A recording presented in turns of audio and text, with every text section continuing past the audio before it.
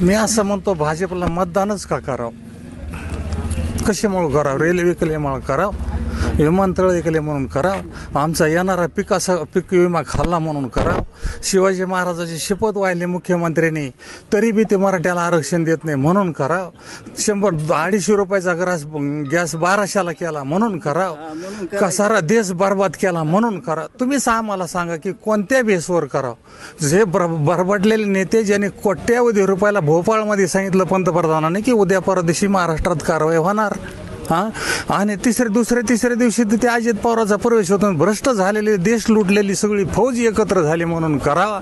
काही या ठिकाणी तुमचीच बातमी होती, मी पाहिली होती यूट्यूबला, की ज्ञानराधा मल्टी स्टेट ही अदानीच्या बरोबरी रे. मग अशा तुम्ही बातम्या करतात म्हणून करावं का, किंवा तुम्ही हे असे लोक लुटणाऱ्याला पाठीशी घालता म्हणून करावं. कुठल्या बेसवर मतदान बीजेपीला करावं हे आधी सांगा. जातीवादाच्या पुढचा विषय. पंकजा मुंडेंचे समर्थक किंवा ते म्हणतात आम्ही जर सत्तेमध्ये आलो, निवडून आलो तर आमची केंद्रात सत्ता येईल, मंत्री होतो आम्ही, बीड जिल्ह्याचा विकास होईल. बजरंग सोनवणेंनी काय देणार आहे तुम्हाला? थांबा 1 मिनिट थांबा. 5 वर्षे पहिल्यांदा एक अपघाताने गोपीनाथ मुंडेला तर आम्हीच काय पण सारा महाराष्ट्र दैवत मानत होता, माणूसही चांगला होता, सगळ्या जाती धर्मासाठी जातीच्या पलीकडे काम करीत होता, याच्याशी मी सहमत आहे. परंतु ज्या टायमाला ते वारले गेले, संपले, काय झालं असेल ते झालं असेल, चला.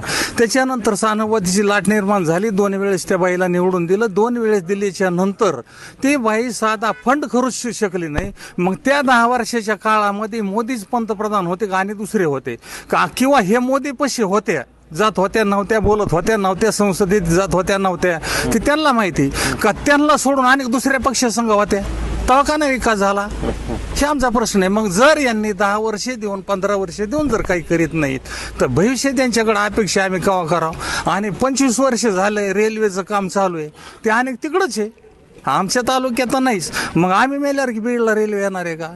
मग नेमका असा कोणता मोठा प्रोजेक्ट आहे? खासदाराचे मोठाले काम असते, तालुक्याकडे एखादा प्रोजेक्ट मंजूर करणे, गोरगरिबाला काम मिळणे, सुशिक्षिताला काम मिळणे.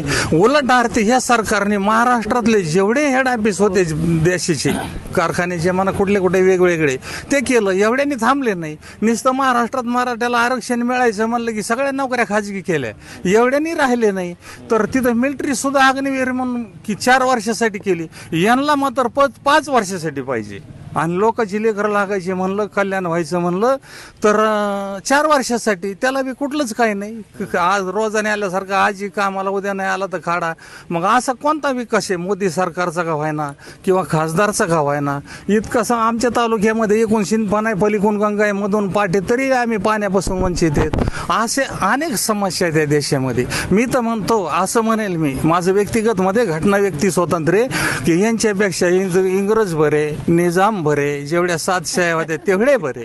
इतके हरामी नीच येते आणि यांना मतदान आम्ही कसं काय करावं? आम्ही नाही हे पाहत, आम्ही मराठा आहे म्हणून बजरंग बाप्पाला करायचं. मतदान हे जातीपातीवर, नात्या गोत्यावर नसावं आणि नसतं. हे भारताचा इतिहास राजा भरतापासून आहे. इतके आम्ही खुळे विचाराचे नाहीत. पण या ठिकाणची जी व्यवस्था आहे की आमच्याकडे या शुद्ध व्हा, किती खाऊन या, किती लुटा, पण आमच्या द्या. उद्याच्याला हे कोणाला आम्हाला थांबणाराला ती इडीन पास लावते, चलो अंदर नाही माना तो. अशा दिशेने देश लोकशाही संपुष्टात आणणारं पक्ष, पार्टी आणि हे सरकार आहे. त्याच्यामुळं हे देशाला ठेवणं घातक आहे, वाईट आहे. याच्यामुळं भाजप राहता कामा नये. आणि मला विश्वास आहे, खात्री आहे की या वेळेस भाजप कन्याकुमारी ते हिमालयापर्यंत निश्चितनाबोध होईन, राहणार नाही. आणि जर नाही केलं तर हे देशाला ठेवणारच नाहीत. मागचा इतिहास घ्या, पंजाब हरियाणाचा. लोक जर त्या ठिकाणी उपोषणाला बसले होते तर उपोषणाला करण्याचा अधिकार घटनेने डॉक्टर बाबासाहेबांनी सगळ्याला दिला असून त्या ठिकाणी 756 लोक मारले, मेले.